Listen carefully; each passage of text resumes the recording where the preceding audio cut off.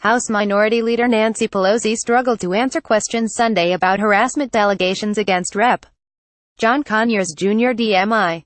Marvin, Joseph. Washington Post. Congressional leaders are under mounting pressure to respond swiftly to UAL misconduct allegations involving prominent members, following an outcry from women lawmakers who believe their male colleagues are being treated more gently than offenders in the private sector.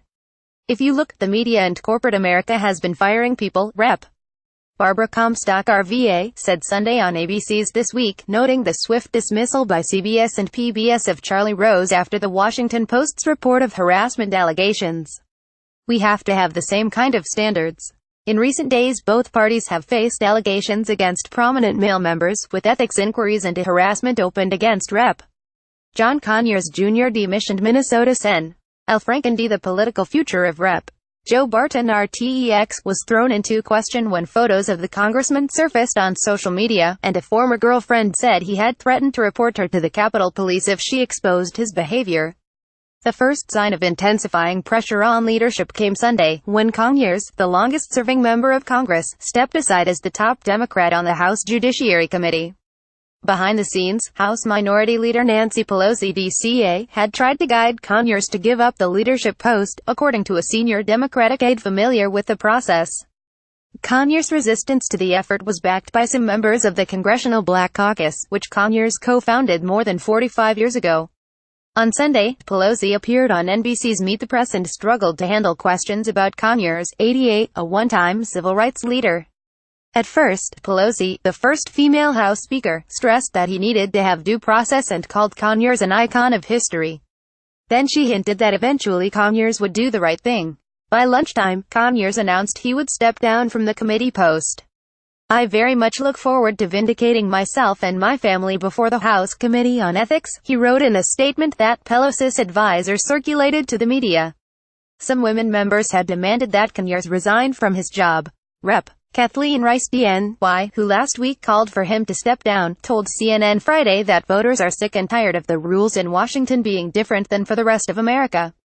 Rep. Jackie Speier D. Califf, who is leading a fight for tougher sanctions against lawmakers, stopped short of demanding that Conyers resign in her Sunday appearance on This Week.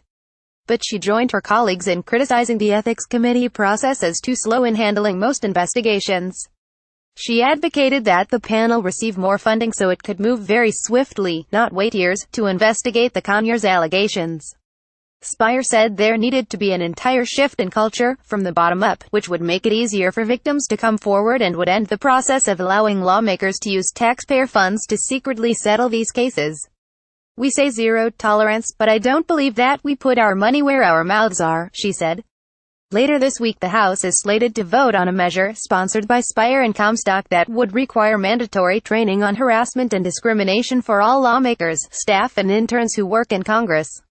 Many staff have said they have no idea how to file complaints, and those that have gone through that process have described it as cumbersome. Comstock said she and Speier were just beginning their work on the issue, promising further action after this first bill passes. In particular, she singled out how Conyers settled a UAL harassment complaint brought by a former staffer in 2015, leaving the woman on the payroll as a temporary employee and paying out just under $30,000. That payout came from the lawmaker's regular allowance for staff salaries and other administrative costs, different from a separate account overseen by the Office of Compliance, which has paid out more than $15 million in settlements of UAL harassment and other cases of discrimination. "No more secret payments," Comstock said. After more than a week in seclusion, Franken gave his first interviews to his home state media, defending himself against allegations that he inappropriately groped or forcibly kissed 4 women. The Senate's ethics panel is investigating. Franken pledged to return to the Capitol Monday in a bid to win over his state's voters, declining to resign after allegations that he groped several women in photo opportunities and that he forcibly kissed an entertainer while on a USO tour in 2006 before he was a senator. "I'm embarrassed and ashamed. I've let a lot of people down and I'm hoping I can make it up to them and gradually regain their trust," Franken told the Star-Tribune, his first interview since the allegations emerged November 16. He denied that he intentionally grabbed women's backsides during photos, saying that he did not remember the particular pictures in question. Pelosi also suggested that the Franken case was partly different because one of his alleged victims has publicly accepted his apology, in contrast to women in Alabama who have said Republican Senate candidate Roy Moore tried to have UAL relationships with them while they were teenagers and he was in his 30s working as a local prosecutor. I don't think that you can equate Senator Franken with Roy Moore. It's two different things, the Democratic leader said. The allegations against Barton involved consensual behavior. He apologized last week after a picture of him appeared on social media. Part of what the Washington Post later reported was a years-long relationship with a woman who threatened to expose him publicly. Barton has not discussed the allegations. Barton, 68, has until December 11 to file for re-election to Texas' 6th District, which includes his hometown, Ennis, and portions of the cities of Arlington and Fort Worth. As of Sunday, the only candidate listed on Texas Secretary of State website was the Democrat who Barton defeated by nearly 20 percentage points last year.